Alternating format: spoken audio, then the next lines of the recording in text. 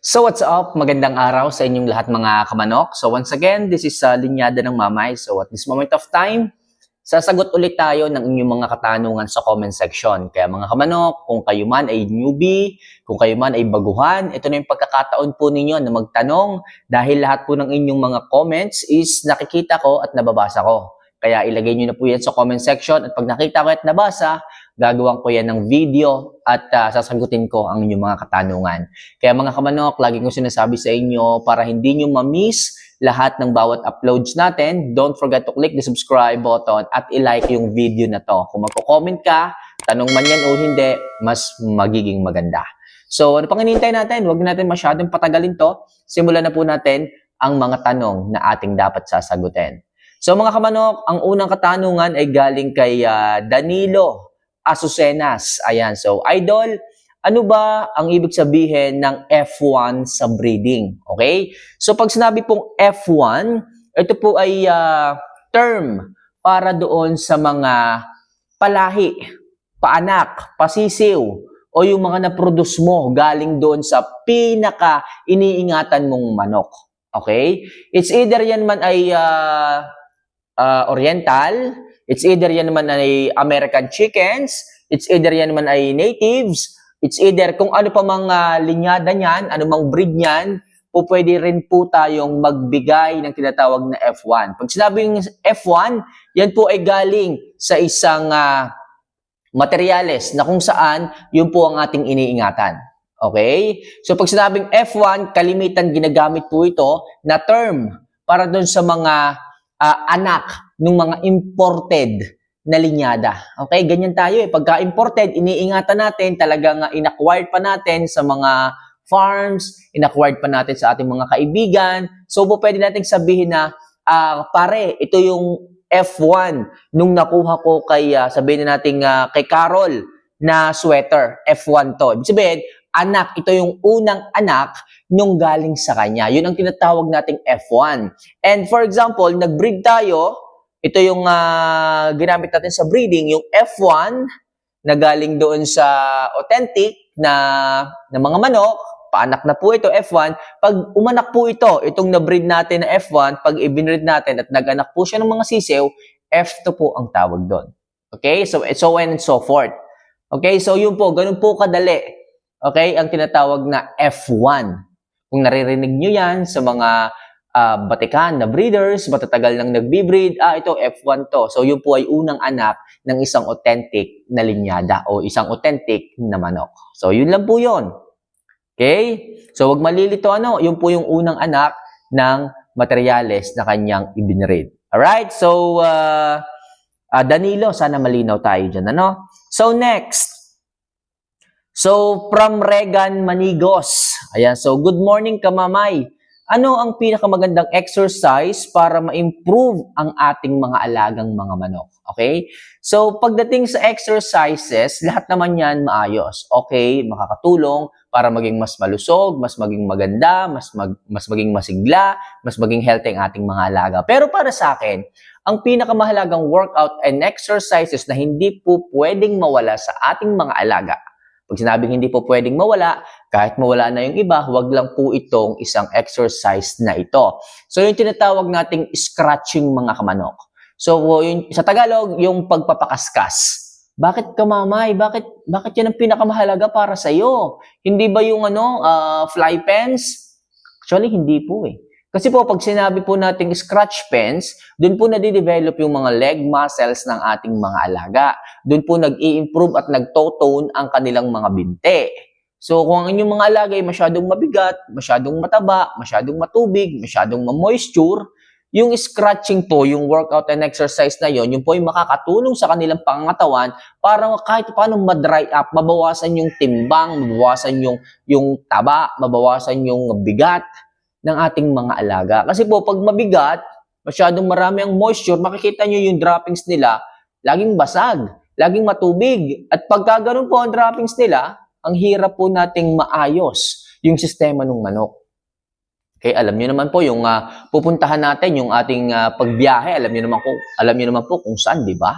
Kaya po mahalaga na yung moisture mga kamanok ng ating mga alaga ay ating pong maalagaan. Hindi po pwedeng sobrang matubig yung pangangatawan nila, tapos yung kanilang mga droppings, matubig din. Hindi po ganoon. Magiging hassle po tayo yun pagdating po sa ating pupuntahan. Kaya para sa akin mga kamanok, kailangan po natin ng workout na scratchings, pagpapakaskas para po makuha natin yung magandang moisture ng pangangatawan, magandang kalusugan ng manok, sigla ng manok, okay? Yun po ang napakahalagang exercise para sa akin. At the same time, naitotono po natin ng maayos yung kanilang mga leg muscles. Okay? So hindi po sila ganun nag-i-stack up.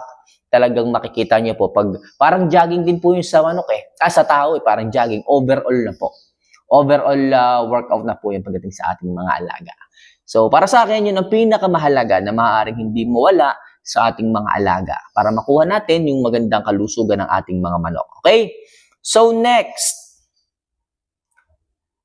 ito galing naman kay Armando Molina. Ayan, so gandang umaga idol. May tanong lang po ako Lodi, may kinalaman ba ang patoka sa pagbuka ng katawan ng manok o nasa lahi talaga ng manok? Okay?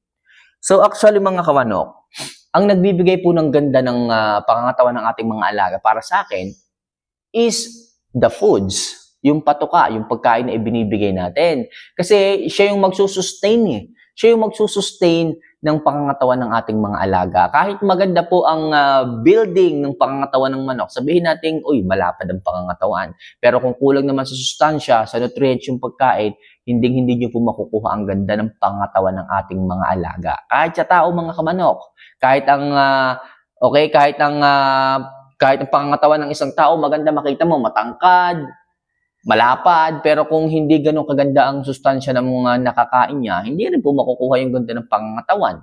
Okay? Pero malaki din po talaga ang contribution ng materyales, yung building ng pangangatawan, para makuha natin yung bultong pangangatawan. Pero mas malaki ang contribution ng pagkain pagdating sa kanilang pangangatawan. Kaya lagi ko sinasabi sa inyo, high in protein, balanced diet, okay? Kailangan lamang ang protina para makuha ang wastong hipo ng katawan. Hindi ko man pag sinabing balance, 50-50, hindi po. Pag sinabing balance, kailangan talaga mas lumalamang yung protina para mag-build ng pangatawan. Kasi kung 50-50 yan, malamang sa malamang taba ang puproduce ng inyong mga alaga. Para sa akin, 70% protina, 30% carbohydrates. Okay? Para sa akin po yan, para po makuha nila ang building ng muscle na kailangan natin pagdating sa ating mga alaga. Which is, napakalaki ng porsyento na nasa pagkain, patuka po ang pagganda at pagdevelop ng pangangatawan ng ating mga alaga. And syempre,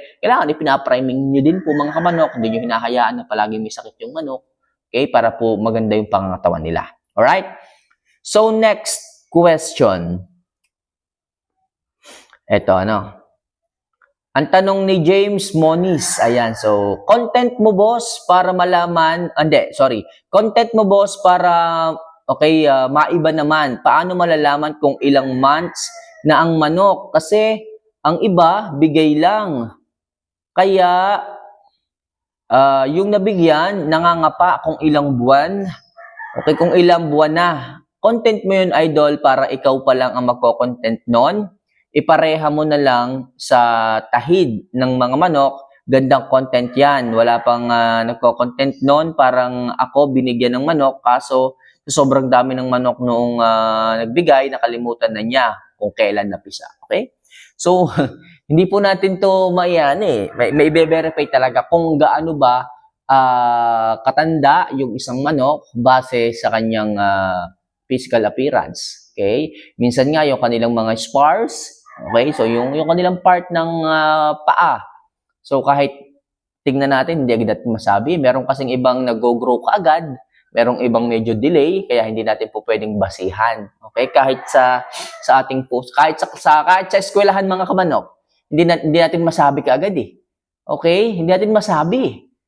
Pwede, hawakan natin yung kanilang mga binte, ating i-press ng konti, tingnan natin kung matigas na or malambot pa. Doon makikita natin kung magulang or bata pa yung manok. Doon pa lang. At saka sa itsura sa mukha, pero sa mukha medyo alanganin pa rin Kasi may iba talaga na kapag palaging napapaliguan, alaga talaga, kahit medyo may gulang na yung manok, hindi natin masasabi na magulang pagdating sa itsura. Makinis pa rin Okay? So, doon na lang siguro sa binti nila, i-press natin ng konti, makikita natin kung matigas or medyo malambot pa, masasabi natin. Tsaka sa kanilang mga paa, tingnan natin kung medyo bilog na po yung kanilang mga legs, bilugan, so medyo may gulang na. Pero kung maninipis pa yan, so mga bata pa po yan. Okay? So mga idol, sana kahit papaano nasagot ko yung inyong mga katanungan. So medyo mahaba na yung video. Sana makatulong at sana ay naliwanagan kahit papaano. Yung ibang mga katanungan, next video sagutin natin yan. And sa mga gustong magtanong, ilagay nyo lang po yan sa comment section. Magandang usapin to para kahit papaano magkaroon tayo ng idea.